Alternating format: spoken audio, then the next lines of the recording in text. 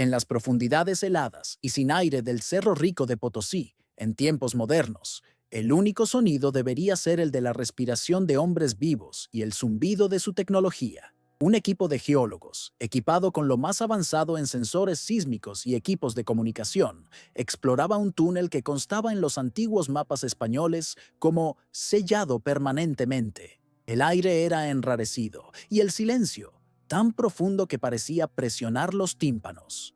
Buscaban vetas de plata olvidadas, pero la montaña, conocida durante siglos como la montaña que come hombres, guardaba un secreto mucho más oscuro que el mineral. La primera anomalía no fue sobrenatural, sino tecnológica. Los sensores que medían la densidad de la roca comenzaron a presentar lecturas caóticas e imposibles. Las radios, que deberían funcionar perfectamente a esa profundidad, emitían solo un silbido estático, como si una fuerza desconocida estuviera interfiriendo con las señales. El líder del equipo, un hombre escéptico y pragmático, atribuyó los fallos a depósitos minerales inusuales, pero una sensación de inquietud comenzó a extenderse por el grupo. En aquel silencio absoluto, a cientos de metros bajo la superficie, tuvieron la sensación inconfundible de que no estaban solos. Fue entonces cuando el sonido comenzó, desafiando toda lógica y física. Era un sonido bajo, pero rítmico y persistente, que parecía venir no de un túnel adyacente, sino de dentro de la propia pared de roca maciza frente a ellos. ¡Tac! ¡Tac! ¡Tac! Un sonido metálico y hueco, repetido en un patrón constante. No era un sonido natural. Era el sonido inconfundible de herramientas golpeando la piedra, decenas de ellas. Era el sonido de trabajo, el eco de un esfuerzo industrial que no debería existir en aquella tumba de piedra sellada hacía más de 400 años. El sonido de una mina fantasma en plena operación. Aterrorizados, pero movidos por una curiosidad morbosa, apuntaron las potentes linternas de LED hacia la pared de la caverna de donde el sonido parecía emanar. La roca allí era diferente, una extraña formación geológica, con grandes vetas de un cuarzo lechoso y translúcido. La luz de sus linternas penetró la superficie de la piedra, iluminando lo que había dentro, y lo que vieron los hizo contener la respiración colectivamente. No eran vetas de plata lo que la luz revelaba, eran figuras, siluetas sombrías y etéreas, suspendidas dentro de la propia roca como insectos en ámbar, moviéndose a un ritmo lento y deliberado. Las figuras eran de decenas de hombres, espectros translúcidos, con los cuerpos delgados y las espaldas encorvadas. En sus manos fantasmagóricas sostenían picos que subían y bajaban a un ritmo hipnótico y eterno, produciendo el sonido que oían. Sus rostros, visibles a través de la piedra, eran máscaras de un agotamiento tan profundo, de una tristeza tan antigua, que ni la muerte había sido capaz de ofrecerles descanso. No miraban a los geólogos, no parecían conscientes de su presencia. Estaban atrapados en un bucle infinito, condenados a repetir su trabajo para siempre. Los geólogos retrocedieron lentamente, el terror dando paso a un pavor reverencial. Aquello no era un encantamiento violento, no era una amenaza, era una memoria, una cicatriz en el alma de la montaña, hecha visible. Eran los ecos de una tragedia tan profunda que había impregnado la propia piedra con su sufrimiento. Finalmente, entendieron la verdad de aquel túnel sellado. No guardaba plata, guardaba almas. Almas que no gritaban, no atacaban, sino que estaban malditas a trabajar, para siempre, en la oscuridad. Suscríbete para descubrir la historia del crimen colonial que dio a luz a la leyenda de los 77 mineros sin descanso. En 1591, Potosí era el corazón palpitante y sangriento del Imperio Español, una ciudad de contradicciones imposibles, nacida a los pies de una única montaña rojiza, el Cerro Rico. Esta montaña, según las leyendas incas, era sagrada, pero para los españoles era simplemente el mayor tesoro del mundo. La plata que brotaba de sus entrañas financiaba las guerras de Europa y construía catedrales a un océano de distancia. La ciudad que surgió a su alrededor era un crisol de lujo extremo, con palacios, teatros y burdeles que rivalizaban con los de Madrid, todo ello a más de 4.000 metros de altitud. Pero la opulencia de Potosí era una fina capa de oro sobre una montaña de huesos. El Cerro Rico era una deidad hambrienta y su apetito era por vidas humanas. Por cada lingote de plata marcado con el sello real, decenas de vidas indígenas se extinguían. El sistema de la mita, un reclutamiento de trabajo forzado heredado y perfeccionado de los incas, garantizaba un flujo interminable de hombres, arrancados de sus aldeas para trabajar hasta la muerte. La ciudad era una fachada brillante para el mayor cementerio industrial del mundo, un lugar donde la plata valía más que el alma humana. El administrador de este matadero era el corregidor Francisco de Toledo, un hombre cuya genialidad para la logística era igualada solo por su completa falta de humanidad. No era un sádico pasional. Su crueldad era fría, metódica y expresada en números y decretos. Desde su despacho, veía a Potosí no como una ciudad de personas, sino como una operación minera. Los trabajadores indígenas eran, en sus informes para el rey, meras unidades, recursos consumibles cuyo índice de mortalidad era una variable a gestionar para maximizar la producción. El mal de Toledo era burocrático. Nunca se manchó las manos con la sangre o el mercurio, pero su pluma firmó la sentencia de muerte de decenas de miles. Perfeccionó la cadena de suministro de vidas humanas, calculando cuántos hombres serían necesarios para reemplazar a los que morían de silicosis, desnutrición o accidentes. Su preocupación no era el bienestar de los trabajadores, sino la eficiencia de la extracción. Era el rostro del colonialismo en su forma más pura, la explotación racionalizada, desprovista de toda emoción, excepto la codicia. Dentro de la montaña, el infierno era una realidad física. Los túneles eran pasajes estrechos y oscuros, mal apuntalados, que descendían cientos de metros en la tierra. El aire era una mezcla sofocante de polvo de roca, humo de velas y el hedor a sudor y miedo. La silicosis, la enfermedad causada por la inhalación del polvo, era tan común que se la llamaba simplemente el mal de la mina. Los hombres tosían sangre, sus pulmones convirtiéndose lentamente en piedra, hasta que ya no podían respirar. La oscuridad era un enemigo constante, rota solo por la llama parpadeante de una única vela de cebo atada al casco de cada minero. Cuando una vela se apagaba, el hombre quedaba sumergido en una negrura tan absoluta que perdía todo sentido de la orientación. Además existía el peligro constante de los derrumbes. La montaña, explotada imprudentemente durante décadas, era inestable. El sonido de la madera crujiendo o de las piedras cayendo era un presagio de una muerte horrible, de ser enterrado vivo en la oscuridad eterna. Para refinar la plata, los españoles usaban mercurio, un veneno que atacaba el sistema nervioso. Los mitallos eran forzados a mezclar el mineral triturado con el mercurio, a menudo pisando el lodo tóxico con los pies descalzos. El envenenamiento lento era inevitable. Empezaba con temblores incontrolables, luego la pérdida de dientes y cabello, y finalmente la locura y la muerte. El mercurio que purificaba la plata para el rey de España envenenaba el cuerpo y la mente de los hombres que la extraían. En este escenario de muerte segura se encontraba el grupo de 77 hombres de la comunidad Ayllu de Queros, liderados por Illapa. Habían sido reclutados por la Mita, marchando durante semanas desde sus tierras fértiles en las alturas hasta el desierto helado de Potosí. Eran un grupo unido, compuesto por padres, hijos, tíos y sobrinos, una comunidad entera condenada al mismo destino. Se aferraban unos a otros como su única fuente de fuerza y consuelo, en medio del horror. Illapa, un hombre de 45 años con el rostro surcado por la sabiduría y el sufrimiento, era el corazón espiritual del grupo. En su aldea era un amauta, un guardián de las tradiciones. En Potosí se convirtió en el guardián de la humanidad de sus hombres. Sabía que no podía luchar contra la fuerza militar española, por lo que su resistencia era interna. Luchaba para que sus hombres no olvidaran quiénes eran, de dónde venían y a los dioses que sus antepasados adoraban.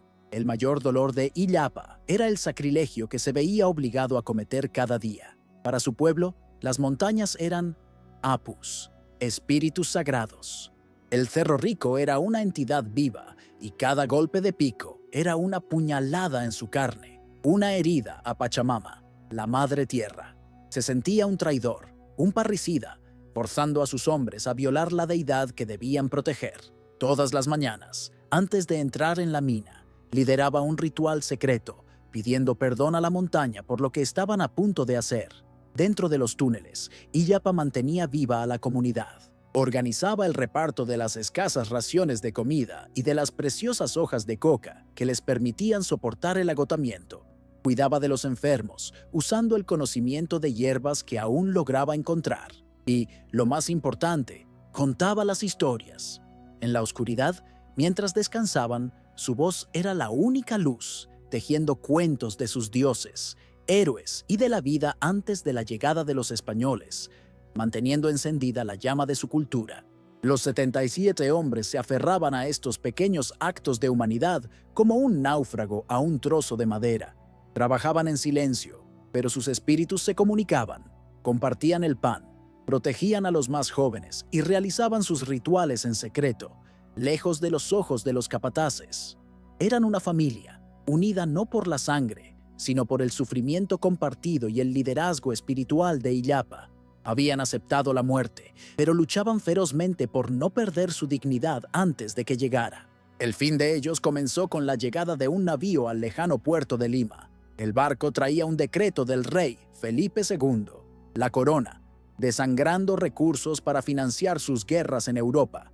Exigía un aumento inmediato del 20% en la producción de plata de Potosí. La orden fue un latigazo para el corregidor de Toledo. Su reputación, y quizás su cabeza, dependían del cumplimiento de esta cuota imposible. La codicia del rey se tradujo en una sentencia de muerte para los hombres en la montaña. Toledo, bajo una inmensa presión, buscó una solución rápida y desesperada. Sus ingenieros le recordaron una galería que había sido abandonada décadas antes. El túnel número 7, conocido por todos como la Garganta del Diablo. Los rumores decían que contenía una veta de plata de una pureza incomparable, pero la estructura de la roca era tan inestable que ya se habían producido varios derrumbes, matando a decenas de hombres. El túnel había sido sellado y declarado demasiado peligroso para ser trabajado. Para Toledo, demasiado peligroso era un término relativo. El peligro para los trabajadores era irrelevante ante la demanda del rey. Vio en la Garganta del Diablo no un riesgo, sino una oportunidad. La plata de alta pureza podría permitirle alcanzar la nueva cuota rápidamente. El potencial de un derrumbe no era un impedimento, sino una variable aceptable en su ecuación de ganancias.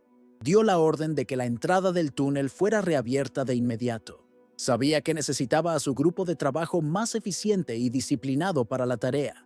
La elección era obvia. Los 77 hombres de Illapa eran conocidos por trabajar duro y sin quejas. Eran la herramienta perfecta para la misión suicida. Toledo los veía como un instrumento de precisión, a ser utilizado para extraer la riqueza de la parte más peligrosa de la montaña, y si el instrumento se rompía en el proceso, sería fácilmente reemplazado. Convocó a Illapa a su despacho. La escena fue una confrontación silenciosa de dos mundos. Toledo, rodeado de lujo y poder, explicó la tarea. Mintió con la facilidad de quien respira. Habló del gran honor, de la importancia de la misión para el rey. No mencionó los derrumbes anteriores ni el nombre por el que se conocía al túnel. En cambio, hizo una promesa que sabía que nunca cumpliría. Si tenían éxito, recibirían raciones dobles por el resto de su servicio. Illapa no era un tonto. Conocía las historias sobre la Garganta del Diablo. Sabía que el túnel era una tumba esperando ser cerrada. Miró a los ojos del español y vio la mentira, la prisa, la total indiferencia por la vida de sus hombres. Pero también vio la trampa. Rechazar la orden sería un acto de insubordinación, castigado con la ejecución inmediata. Aceptarla era una muerte casi segura, pero aplazada. Estaba eligiendo entre el látigo y la roca. Con una dignidad que Toledo no pudo comprender, Illapa aceptó el honor. No discutió, no suplicó. Sabía que era inútil. Solo asintió, sellando el destino de sus 77 hombres. Para Toledo, la reunión fue un éxito. Un problema resuelto eficientemente. Para Illapa, fue la confirmación final de que no había esperanza, solo diferentes maneras de morir. Salió del despacho y fue a contarle a sus hombres que habían sido elegidos para entrar en la boca del infierno. El decreto fue firmado. Illapa y sus 77 hombres fueron oficialmente asignados a la Garganta del Diablo. Cuando Illapa les contó, no la mentira de Toledo, sino la verdad sobre a dónde iban, un sombrío silencio cayó sobre el grupo. No hubo llanto ni protesta. Habían vivido con la muerte como vecina durante tanto tiempo que su anuncio final fue recibido con una calma resignada. Pasarían sus últimos días juntos, como siempre habían estado, unidos en su sufrimiento. A la mañana siguiente, la procesión hacia el túnel comenzó. No fue una marcha de trabajadores, sino un cortejo fúnebre para los vivos. Los 77 hombres caminaron en silencio, cargando sus herramientas. Otros mineros que se cruzaban en su camino desviaban la mirada, muchos haciendo gestos de protección o susurrando plegarias. La entrada de la garganta del diablo era una herida oscura en la cara de la montaña, un arco de roca inestable que parecía listo para derrumbarse en cualquier momento. En la boca del túnel, Illapa se detuvo. Se giró hacia sus hombres, sus hermanos, sus hijos. No pronunció un discurso, solo realizó un último ritual, ofreciendo una hoja de coca a la montaña, pidiendo perdón a Pachamama por el sacrilegio que estaban a punto de cometer. Fue una petición para que, si ella se los llevaba, lo hiciera rápidamente. Luego, se dio la vuelta y fue el primero en entrar en la oscuridad, seguido por los otros 76, una fila de condenados marchando hacia su propia sepultura. El plan para encontrar la plata estaba trazado, pero el peligro era inmenso. ¿Crees que alguno de ellos saldrá con vida? Comenta tu predicción, deja un like si estás de su lado y sigue viendo para presenciar el clímax de esta historia. Durante días, la garganta del diablo fue el universo de los 77 hombres. Trabajaban a un ritmo febril, impulsados por los capataces y la falsa promesa de su amo. Y para su desgracia, el corregidor de Toledo tenía razón. La galería era increíblemente rica. Vetas de plata pura, gruesas como el brazo de un hombre, brillaban en las paredes de roca. Una visión que no les traía alegría, sino un profundo pavor. Cada trozo de plata que arrancaban era un clavo más en su ataúd, asegurando que Toledo nunca los dejaría salir de aquella tumba inestable. El aire se enrarecía cada día más, y la montaña parecía gemir con cada golpe de sus picos. El primer aviso fue sutil, un presagio más sentido que oído. Un fino polvo llovió del techo oscuro, no causado por su trabajo, sino por un movimiento interno de la montaña. Le siguió una vibración profunda y baja, un temblor que viajó por la roca y subió por los pies de los hombres. Instintivamente, todos dejaron de trabajar, mirando hacia arriba, a las vigas de madera que crujían bajo una presión invisible. El silencio en el túnel se llenó de un miedo primordial, el miedo de una criatura atrapada en el vientre de un monstruo que comenzaba a despertar. Illapa sabía lo que significaba el temblor. Era la montaña, Pachamama, protestando contra la violación de sus entrañas. Reunió a sus hombres en una pequeña cavidad lateral, lejos de los ojos de los capataces, y realizó un ritual desesperado. Con un poco de la preciosa agua que llevaban, ungió la pared de roca, susurrando una antigua plegaria en quechua, pidiendo perdón a la Madre Tierra por el sacrilegio que se veían obligados a cometer. Intentó transmitir calma a sus hombres, pero en sus propios ojos había la sombría certeza de que estaban profanando un lugar sagrado y que el castigo de la montaña era inevitable. El segundo aviso fue inconfundible y violento. Un temblor más fuerte sacudió la galería, y esta vez fue acompañado por el sonido agudo y terrible de la madera partiéndose bajo una presión inmensa. Una de las vigas de soporte centrales, gruesa como un tronco de árbol, se agrietó de arriba a abajo, su integridad comprometida. El pánico estalló. La disciplina mantenida por Illapa se deshizo.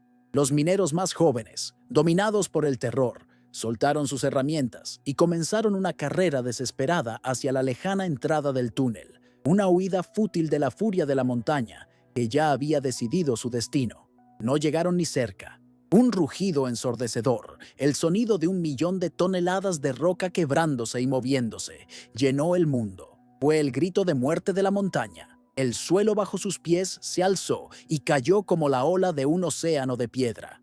Una ráfaga de viento, el aire desplazado por el colapso, barrió el túnel con la fuerza de un huracán, extinguiendo al instante todas las velas y sumiendo a los 77 hombres en una oscuridad total e impenetrable. Su universo se convirtió en una cacofonía de roca moliendo roca, el sonido del mundo acabándose a su alrededor. Cuando el rugido cataclísmico finalmente cesó, fue reemplazado por un silencio que era aún más aterrador. La entrada de la garganta del diablo, su única conexión con el mundo de los vivos, había desaparecido, reemplazada por una pared sólida de roca derrumbada. El aire estaba espeso con un polvo sofocante.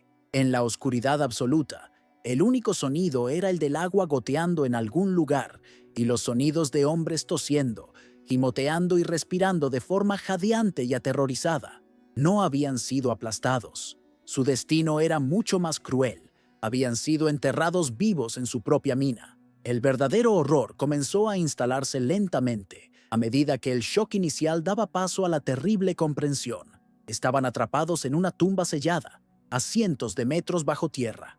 El aire, su posesión más preciada, era ahora su enemigo, un recurso finito que disminuía con cada respiración. La oscuridad era total, una ausencia de luz que desorientaba la mente y alimentaba el pánico. Gritos de desesperación resonaban por las paredes. Algunos hombres golpeaban sus manos desnudas contra la roca hasta sangrar, en un intento inútil de escapar. Eran ratas en una trampa, dejadas para morir lentamente. En medio de la creciente oscuridad y desesperación, la voz de Iyapa sonó, no con pánico, sino con una calma sobrenatural. Llamó a sus hombres, uno por uno, pidiéndoles que se reunieran por el sonido de su voz. No les ofreció falsas esperanzas de rescate. En cambio, les ofreció una manera de morir. Les recordó que eran hijos del sol, descendientes de los incas, y no animales para morir en un agujero. Comenzó a liderarlos en un antiguo canto fúnebre, una oración a los apus, los espíritus de la montaña. El canto, al principio débil y vacilante, creció en fuerza. Las voces individuales de terror comenzaron a fundirse en un único y sombrío coro de resignación. Ya no estaban solos en su miedo, estaban juntos en su muerte. Las horas se arrastraron en la oscuridad.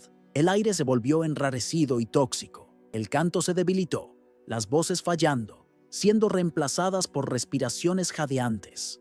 Uno a uno, los hombres comenzaron a desplomarse en el silencio, sus cuerpos sucumbiendo a la falta de aire. Murieron como vivieron sus últimos meses, juntos, como una comunidad. Cuando el último corazón dejó de latir y el último aliento de vida abandonó la tumba de piedra, reinó un silencio absoluto y final, pero duró solo un instante. Entonces, un nuevo sonido comenzó a resonar en la oscuridad. Al principio era débil, un sonido único, tac, luego otro, tac, y otro más, tac, tac, tac. En poco tiempo, el sonido rítmico e incesante de 77 picos fantasmales golpeando la roca llenó el túnel. Sus cuerpos estaban inmóviles, pero sus espíritus, malditos por la codicia que los había enviado a la muerte, se habían levantado, no para descansar, sino para continuar su trabajo para siempre. El derrumbe de la garganta del diablo fue tan violento que toda la montaña pareció estremecerse.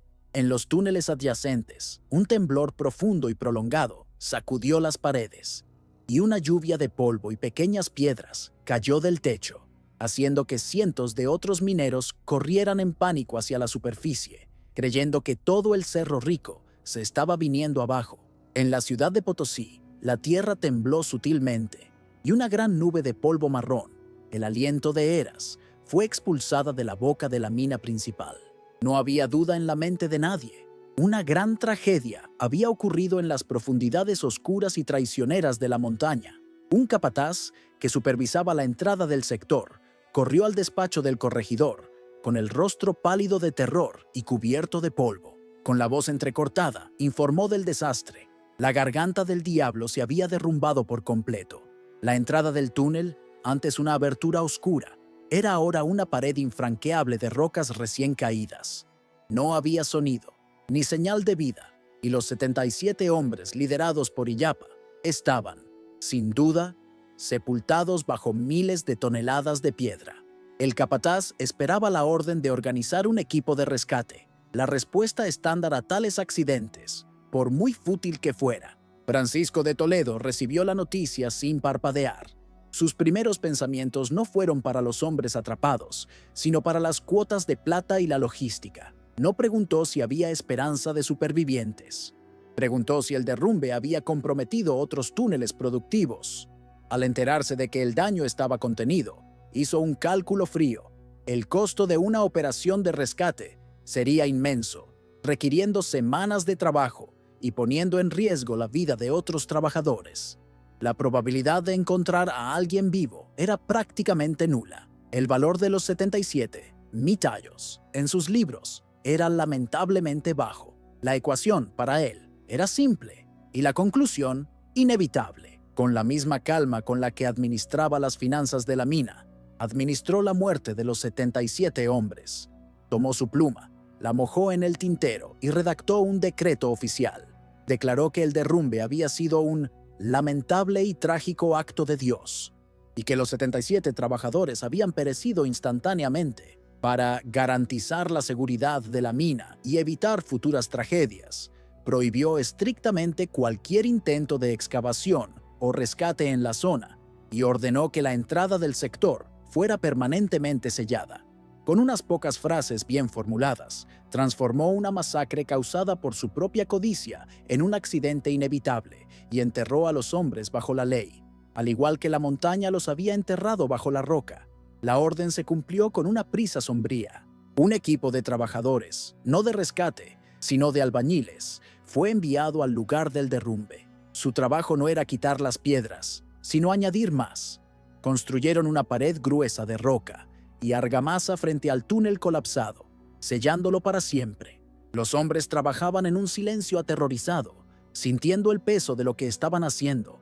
No solo estaban cerrando un túnel, estaban sellando una fosa común, atrapando los cuerpos y cualquier alma que pudiera haber permanecido allí en la oscuridad eterna. Un acto final de profanación. En las semanas siguientes, la mina volvió a su rutina mortal. El desastre de la Garganta del Diablo se convirtió en una historia trágica, más en un lugar que coleccionaba tragedias. Pero entonces, los mineros que trabajaban en los túneles más cercanos a la pared recién construida comenzaron a informar de algo extraño. En el silencio de las profundidades, oían sonidos. Al principio eran débiles, ecos que podrían ser el sonido de la montaña asentándose. Pero los sonidos no eran aleatorios. Tenían un ritmo, una cadencia constante y perturbadora que parecía venir de dentro de la pared sellada. El sonido se volvió más claro, más definido, innegable. Era el sonido del trabajo. El eco fantasmagórico de decenas de picos golpeando la roca, a un ritmo monótono e incesante. Tac, tac, tac. El sonido nunca se detenía. Se podía oír día y noche. Un turno de trabajo que no conocía descanso. Mineros experimentados. Hombres que conocían todos los sonidos de la montaña. Pegaban sus oídos a la pared fría y retrocedían aterrorizados. Eran los sonidos de un trabajo que continuaba más allá de la muerte. El eco de la labor de los 77 hombres que habían sido dejados atrás. El pánico se extendió por los niveles más bajos de la mina. Ningún trabajador, bajo ninguna amenaza, accedía a trabajar cerca del túnel sellado, que rápidamente apodaron el Túnel de los Ecos. La historia de los mineros fantasma, que continuaban picando la roca en busca de la plata que los había matado, salió de la oscuridad de la mina y se extendió por la ciudad de Potosí. No era una leyenda inventada. Era un testimonio compartido por cientos de hombres que lo habían oído con sus propios oídos. La leyenda de los mineros sin descanso nació, no de la imaginación, sino de un encantamiento auditivo que se negaba a ser silenciado. Cuando los informes sobre los ecos fantasmales y la negativa de los mineros a trabajar llegaron al despacho de Francisco de Toledo, los descartó con un gesto de desprecio. Para un hombre de lógica y números, de decretos e informes, las historias de fantasmas eran el refugio de mentes débiles y supersticiosas. Veía los informes no como un evento sobrenatural, sino como un acto de insubordinación disfrazado, una excusa perezosa de los trabajadores para evitar la sección más peligrosa de la mina. Amenazó con azotes, con el corte de raciones, pero por primera vez la autoridad de Toledo encontró un límite. El miedo de los mineros a lo sobrenatural era más profundo que el miedo a su látigo. La maldición, aunque él no creyera en ella, comenzó a tener un impacto muy real en sus libros de contabilidad. La producción de plata en el sector este de la mina, donde se encontraba el túnel sellado, se desplomó. Ningún capataz, por muy brutal que fuera, podía obligar a los hombres a trabajar en un lugar donde el sonido incesante del trabajo de los muertos resonaba por las paredes. La cuota del rey, la misma que había sellado el destino de los 77 hombres, se volvía cada vez más imposible de alcanzar. El sonido rítmico y fantasmal que Toledo no podía oír se convirtió, irónicamente, en el sonido de su propia ruina profesional, un eco de su fracaso en alcanzar sus metas. El déficit en la producción de plata de Potosí no pasó desapercibido en Madrid. A la corona española no le importaban los accidentes ni las supersticiones, solo los resultados. Los rivales de Toledo en la corte usaron su fracaso en cumplir las cuotas como un arma contra él, enviando cartas que hablaban de su mala gestión y del creciente desorden en la mina más rica del mundo. El accidente lamentable, que había intentado barrer bajo la alfombra burocrática, se convirtió en la piedra que hundiría su carrera. La codicia que lo había llevado a sacrificar a los 77 hombres ahora volvía para consumir su propio futuro. Finalmente, llegó la orden de su destitución. Francisco de Toledo fue convocado de vuelta a España para responder por sus fallos. Dejó Potosí como un hombre rico, pero profesionalmente deshonrado, su reputación manchada para siempre. Murió años después, lejos del poder y del brillo de la corte, un hombre amargado. Cuentan las leyendas que incluso en su finca rural en España, durante las noches más silenciosas, a veces se despertaba sobresaltado, jurando que podía oír el sonido débil y distante de picos, golpeando la piedra, un eco de su conciencia que lo persiguió hasta la tumba. Mientras Toledo desaparecía en la oscuridad de la historia, el sonido en la montaña permanecía. Nunca cesó. Durante más de 400 años, el trabajo de los 77 mineros continuó, un turno eterno en la oscuridad. Generaciones de mineros vinieron y se fueron. La tecnología evolucionó de las velas a las lámparas de carburo y a la electricidad, pero el eco fantasmal permaneció constante, una característica tan natural del Cerro Rico como la propia plata. El encantamiento se convirtió en un hecho aceptado de la vida y la muerte en la montaña, una herida abierta que nunca cicatrizó. La historia, pasada de padre a hijo en las comunidades mineras, se cristalizó en la leyenda de los mineros sin descanso.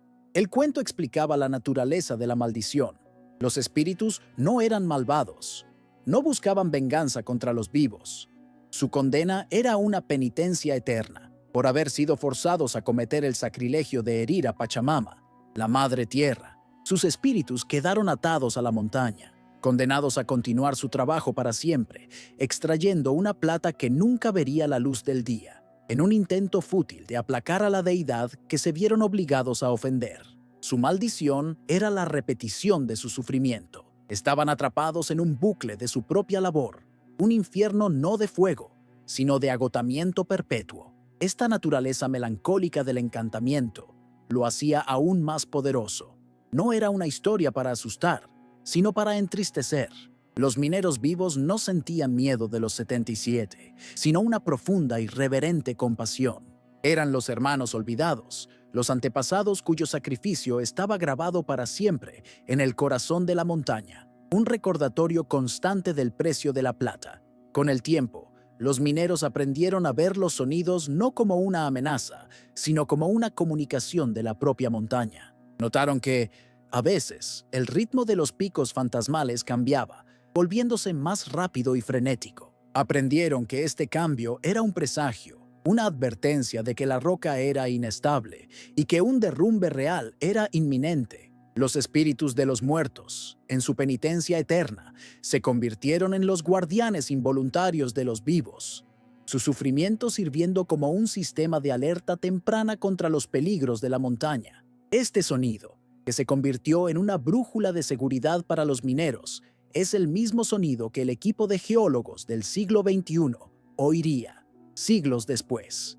Un eco que atravesó el tiempo. Una transmisión ininterrumpida de una tragedia de 1591. Sus sensores modernos fallaron, pero la conexión humana con la historia y la leyenda les permitió comprender lo que estaban oyendo. Eran los primeros testigos externos del memorial más duradero y triste del mundo. La prueba de que una historia, cuando nace de un dolor tan profundo, se niega a ser enterrada. La leyenda de los 77 mineros es el monumento final a la codicia colonial. Su trabajo eterno y sin propósito en la oscuridad es la metáfora perfecta de la búsqueda insaciable del imperio por una riqueza que, al final, no trajo nada más que muerte y sufrimiento.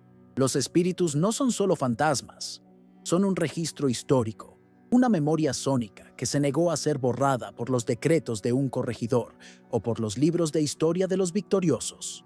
Son la prueba de que la historia, por mucho que se intente silenciarla, siempre encuentra una manera de resonar. Así, los mineros sin descanso permanecen para siempre como el alma sufriente del Cerro Rico, el corazón de la montaña latiendo a un ritmo de trabajo y tristeza. Son un memorial eterno, un recordatorio de que las voces de los oprimidos nunca se pierden de verdad. A veces, simplemente se convierten en el propio eco de la tierra. ¿Qué es el verdadero infierno? ¿El fuego o la repetición? ¿Puede la memoria ser una fuerza más poderosa que la propia muerte? Deja un like si esta historia te impactó. Suscríbete para más historias sobre las leyendas más sombrías y las voces olvidadas del pasado. Comenta, memoria, si crees que sus historias merecen ser oídas.